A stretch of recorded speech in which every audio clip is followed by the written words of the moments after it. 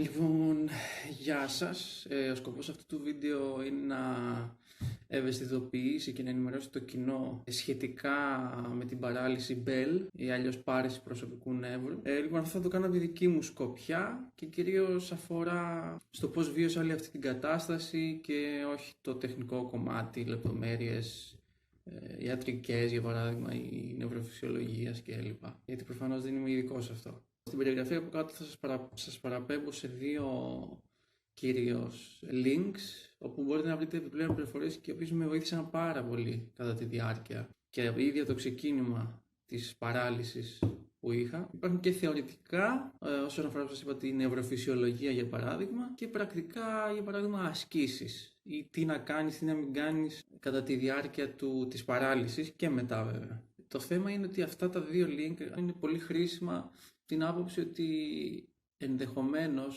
να μην είναι ακριβώς ενημερωμένοι είτε οι γιατροί ή ακόμα περισσότερο και οι φυσιοθεραπευτές. Ξεκινώντας λοιπόν, ξαφνικά μια μέρα ξυπνάω το πρωί και είχα ένα ελαφρύ μούδιασμα στο αριστερό μου χείλος. Αυτό κατά τη διάρκεια της μέρας λοιπόν είχε μια διακύμανση. Ώσπου εκείνη τη μέρα εγώ έκανα την πρακτική μου εκείνη την περίοδο.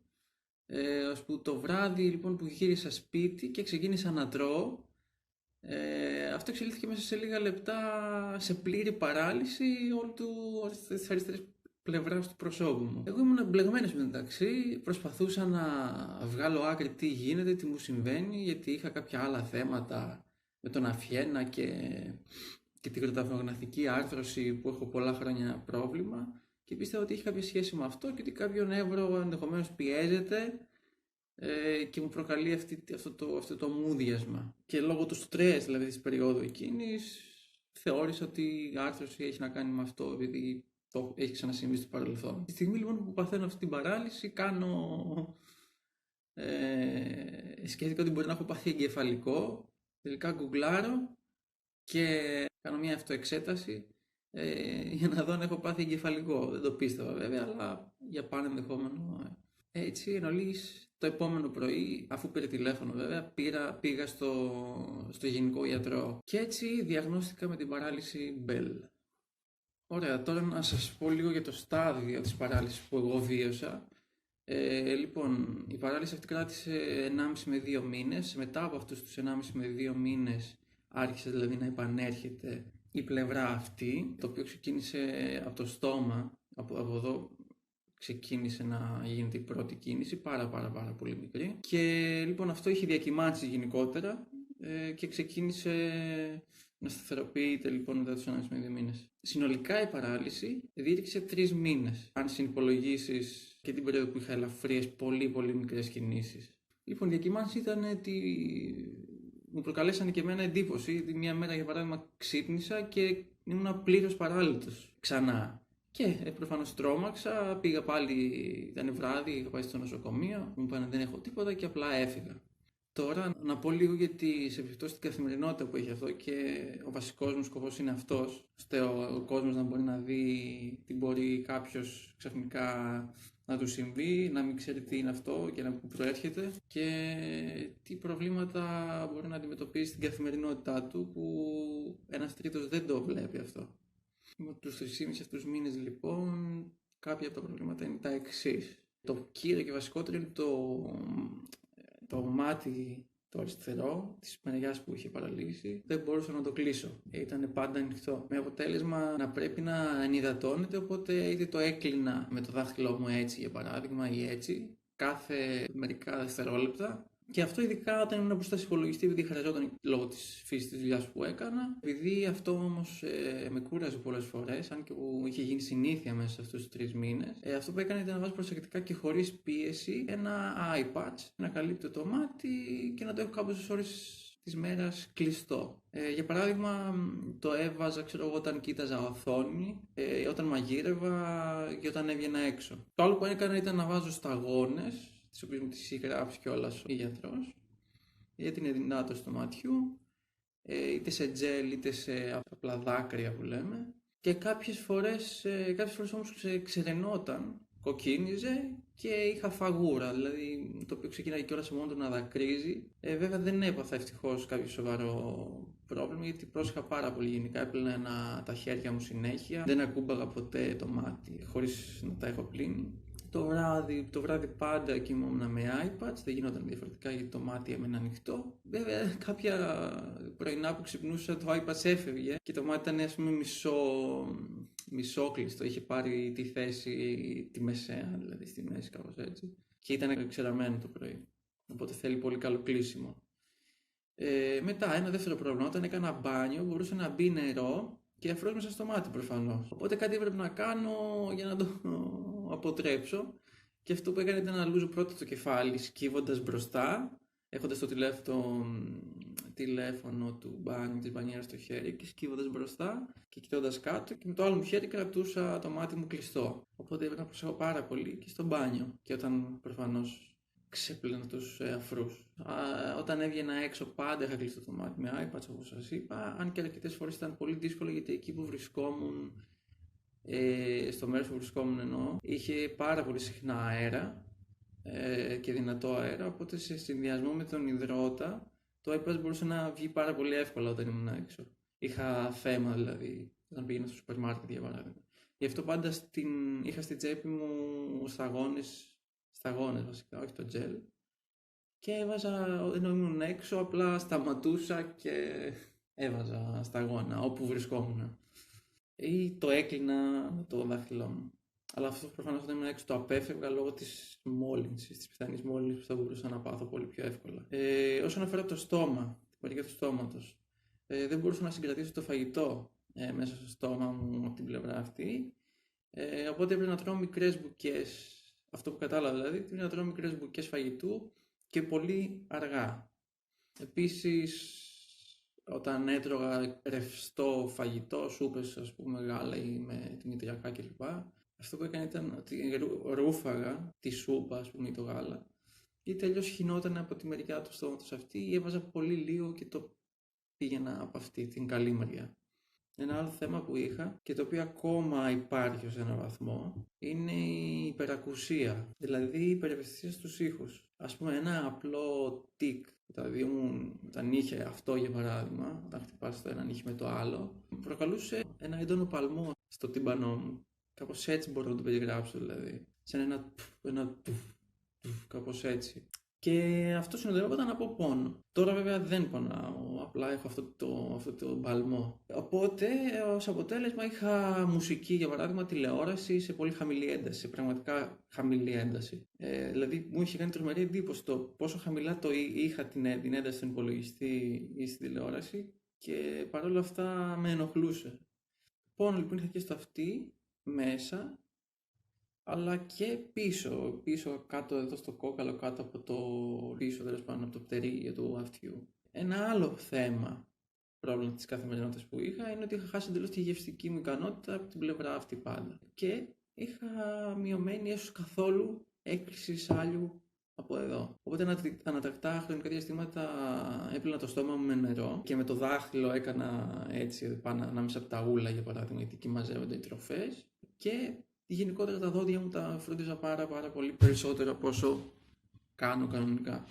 Επειδή αυτό που έπρεπε να κάνω είναι να κρατάω τους μυς του προσώπου χαλαρούς κατά τη διάρκεια της παράλυσης κυρίως, αλλά και μετά βέβαια, γενικά απέφευγα να βρίσκομαι με αρκετό κόσμο, πέρα από δύο φίλους πολύ κοντινούς που ήξεραν την κατάσταση και με βοήθησαν εκείνη την περίοδο πάρα πολύ. Οπότε προσπαθούσα γενικότερα να μην κάνω εκφράσεις, να μην γελάω, που είναι πραγματικά δύσκολο τελικά. Και όταν βγαίνουμε έξω, για παράδειγμα, από το σπίτι, όταν βρίσκεται κόσμος γύρω μας, οι μύες βρίσκονται σε μια ένταση που δεν είχα συνειδητοποιήσει ότι συμβαίνει αυτό. Έτσι, σφίγγονται και χωρίς να το καταλαβαίνεις. Λοιπόν, τώρα όσον αφορά το τρέχον στάδιο που βρίσκομαι, μετά από 8 μήνες από το πέρας της παράλυσης, έχω εμφανίσει σημάδια συγκινησίας. Η συγκινησία είναι ένα υπόλοιπο πολύ πιθανό να συμβεί όπου είναι το εξής: όταν κινώ κάποιους μυς του προσώπου, ακούσια κινούνται και κάποιοι άλλοι. Τώρα συμβαίνει αυτή τη στιγμή, όταν κλείνω τα μάτια μου για παράδειγμα, μπορεί να μην φαίνεται στην κάμερα. Κάποια παραδείγματα είναι τα εξής: όταν κλείνω το μάτι από όταν αυτό που σας είπα, πετάγεται το σημείο εδώ αυτό, πάνω από το χείλος σηκώνεται. Όταν χασμουριέμαι, πετάει το τένοντας εδώ ή ομοίως, δεν ξέρω τι είναι, κάπου εδώ. Όπως όταν κάνεις αυτό, για παράδειγμα, κάνεις έτσι. Και μετά όταν πάω να κλείσω τα χείλη, όπως τον φυλάς, κλείνει ελαφρώς το μάτι μου ή το φρύδι κατεβαίνει, κάπως έτσι. Αναδιαστήματα έχω σπασμούς σε διάφορες μέρες και κυρίως σε αυτή την περιοχή εδώ, κοντά στη μύτη, στο μάτι πολλές φορές, κυρίως αυτές είναι δηλαδή οι περιοχές που το νιώθω. Για κάποια περίοδο έχω και στο χείλος, έκανε το χείλος μου, πεταγόταν. Επίσης, κάτι που συμβαίνει ακόμα είναι ότι όταν ακούω ξαφνικούς και δυνατούς θορύβους ή όταν κάποιος μιλάει κοντά μου απότομα, γίνεται αυτός ο σπασμός που σας έλεγα στο μέσα, νιώθω τον παλμό. Και ταυτόχρονα και έχω και ένα σπασμό εδώ, ένα πέταγμα στο λαιμό, βασικά εδώ σε αυτή την περιοχή της κάτω γνάθου.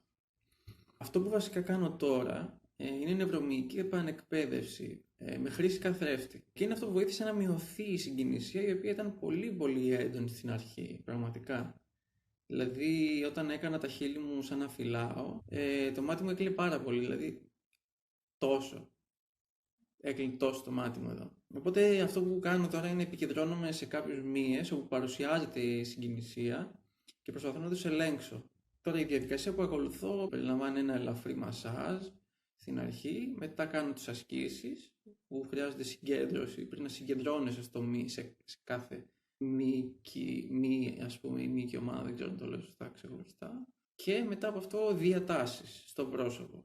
Και τώρα, όσον αφορά το μασάζ και τις διατάσεις, επιλέγω και μπορεί βέβαια να το κάνω οποιαδήποτε στιγμή της μέρας. Δηλαδή μπορεί να νιώθω άβολα και τώρα για παράδειγμα μπορεί να με δείτε να κάνω έτσι, γιατί με τραβιούνται οι μυς αυτοί εδώ κάποιοι, τραβιούνται την ώρα που μιλάω.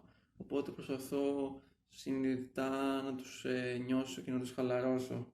Και αυτό σημαίνει και όπως σας είπα πριν, όταν είμαι με κόσμο, όχι όταν είμαι σπίτι και είμαι ήρεμος. Με αυτή την προσέγγιση λοιπόν της νευρομυϊκής επανεκπαίδευσης έχω πράγματι παρατηρήσει αλλαγή προς το καλύτερο και είναι κάτι που χρειάζεται πολύ συνέπεια. Δηλαδή πρέπει, αρχικά βασικά ήταν μια περίοδος που έκανα κάθε μέρα ασκήσεις και μετά σταμάτησα για λίγο, για μερικές μέρες. Γιατί είχα δει ότι καλυτέρευα και απλά ασυναίσθητα σταμάτησα, λέω έγινα καλύτερα. Λοιπόν και τότε παρατήρησα χειροτέρευση. Ξανά άρχισε η συγκινησία να γίνεται πιο έντονη δηλαδή. Επομένως χρειάζεται συνέπεια και καθημερινή προσπάθεια. Θα μπορούσα να το παρουσιάσω αυτή τη διαδικασία της νευρομυϊκής επανεκπαίδευσης με αυτό το να μαθαίνεις την τεχνική σε ένα μουσικό όργανο, όπου στην ουσία εκπαιδεύεις τους μύες, τα νεύρα, το νεπτικό σύστημα ή κάτι τέτοιο δηλαδή στην ουσία, όπου κάνουν συγκεκριμένες κινήσεις χωρίς να το σκέφτεσαι, αυτόματα. Για παράδειγμα, όταν παίζεις κάποιο έγχορδο, πηγαίνουν πλέον αυτόματα μετά από ένα σημείο. Δεν σκέφτεσαι ποια δάχτυλα χρησιμοποιείς. Σε αυτό το σημείο, να σημειώσω ότι η νευρομυϊκή επανεκπαίδευση δεν είναι οι εκφράσεις ή κινήσεις των μειών προσώπου με ένταση. Αυτό μπορεί να το βρείτε στο ίντερνετ ή να σας το πει ο φυσιοθεραπευτής σας, να κλείνεις πολύ έντονα τα μάτια σου ή να κάνεις ένα δυνατό γέλιο, να σηκώνεις πολύ έντονα τα φρύδια με ένταση και δύναμη.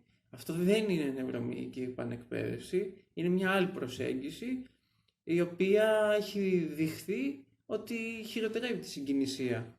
Οπότε αν παρουσιάσετε συγκινησία, να το προσέξετε και να απευθυνθείτε σε κάποιο φυσιοθεραπευτή, φυσιοθεραπεύτρια ή φυσιοθεραπευτικό κέντρο που να κάνουν νευρομυϊκή επανεκπαίδευση των μειών του προσώπου. Και επίσης η συγκινησία μπορεί να, ανάλογα βέβαια και σε τι βαθμό υπάρχει, μπορεί να βελτιωθεί, να μειωθεί μετά την εμφάνιση. Τώρα κάτι άλλο που θα ήθελα να πω είναι ένα σημαντικό κομμάτι που αφορά τις ψυχολογικές επιπτώσεις κατά τη διάρκεια και μετά το πέρας της παράλυσης. Αρχικά πρέπει να πω ότι κατά τη διάρκεια, κυρίως της παράλυσης, περνούσαν από το μυαλό μου πάρα πολλές σκέψεις που δεν μπορώ προφανώς να πω αυτή τη στιγμή, αλλά μπορώ να πω ότι σχετίζονταν με τη γενικότερη φιλοσοφία και προσέγγιση στη ζωή, καθώς επίσης και με προτεραιότητες και τους ανθρώπους γύρω μου. Η αλήθεια είναι ότι κάποιες φορές ένιωσα λύπηση από τους άλλους. Τα βλέμματα, τα βλέπεις, δηλαδή βλέπεις όταν κάποιος σε κοιτάει για παράδειγμα. Αλλά σε γενικές γραμμές μπορώ να πω ότι είχα θετική αντιμετώπιση και προσφορά βοήθειας από γενικά το περίγυρο εκείνη την περίοδο και τους ευχαριστώ όλους γι' αυτό. Τώρα, όσον αφορά τις ψυχολογικές περιπτώσεις μετά το πέρας της παράλυσης, οι οποίες κυρίως αφορούν τη συγκινησία. Συνέχεια λοιπόν, όπως σας είπα, νιώθω τραβήματα τα οποία εντείνονται περισσότερο όταν βρίσκομαι σε περιβάλλον με άλλους ανθρώπους και έτσι προσπαθώ να κρατάω χαλαρούς τους μυς του προσώπου. Που αυτό σημαίνει ότι είμαι λιγότερο εκφραστικός σε σχέση με πριν. Δεν νιώθω εντελώς άνετα και ελεύθερα όταν βρίσκομαι έξω, γιατί είναι συνεχώς στη σκέψη μου, όχι συνεχώς, για να μην το λέω ακραία, αλλά είναι πολύ συχνά. Και ιδιαίτερα στην αρχή. Τώρα έχω αρχίσει και το αντιμετωπίζω ήδη πολύ περισσότερο. Ένιωθα ότι μπορεί να με κοιτάζουν περίεργα κάποιες φορές. Ένιωθα άβολα και ανασφαλής όταν έχω σπασμούς. Φαινόταν πολύ σπασμοί, πολύ έντονα και δεν μπορούσα να τους σταματήσω. Τώρα, αρχικά, η αλήθεια είναι ότι ένιωθα φόβο στην περίπτωση ότι μπορεί να μου ξαναεμφανιστεί η παράλυση, αλλά τώρα το έχω αποδεχθεί πλέον σαν πιθανότητα. Ό,τι να γίνει θα γίνει, δεν μπορώ να κάνω κάτι ούτως ή άλλως γι' αυτό. Άρα έχω αρχίσει και το αποδέχομαι και δεν το σκέφτομαι. Δεν με επηρεάζει στη ζωή μου πια το ότι μπορεί να το ξαναπάθω. Δεν με επηρεάζει άμεσα τουλάχιστον. Δεν με προβληματίζει με αρνητικό τρόπο δηλαδή. Αντίθετα είναι, θα έλεγα, και ευκαιρία κιόλας για να πάρεις κάποιες αποφάσεις και να κάνεις κάποια πράγματα που μπορεί να μην έκανες πριν. Στην αρχή απέφευγα να τρώω και ακόμα ίσως εν μέρει το κάνω αυτό, να τρώω έξω μπροστά σε κόσμο. Όταν το κάνω στην αρχή κυρίως και τώρα βέβαια σε έναν βαθμό ακόμα, δεν κρατάω άμεση οπτική επαφή. Επίσης όταν τρώω σε μικρά κομμάτια. Κλείνοντας, αυτό που έκανα λοιπόν στο βίντεο αυτό είναι να παραθέσω τη δική μου, ξαναλέω, οπτική γωνία της παράλυσης, πώς τη βίωσα. Σας ευχαριστώ λοιπόν όσους παρακολουθείτε το βίντεο. Ελπίζω να γίνει ακόμα πιο γνωστό αυτό το ιατρικό φαινόμενο, ας πούμε. Δεν ήξερα εγώ πριν καν ότι υπάρχει κάτι τέτοιο, μπορεί να πάθεις κάτι τέτοιο. Θεωρητικά προφανώς όλα νεύρα είναι, μπορεί να πιεστεί, να πάθει φλεγμονή, αλλά αν δεν σκέφτεσαι, δεν πορεύεσαι με τη σκέψη, δεν μπορεί να πάθεις κάτι τέτοιο. Και στήριξη, το πιο σημαντικό θα έλεγα είναι η στήριξη του περίγυρου, του άμεσου, αλλά και γενικότερα της κοινωνίας, όπου μπορεί να βρίσκεται κάποιος με αυτή την παράλυση.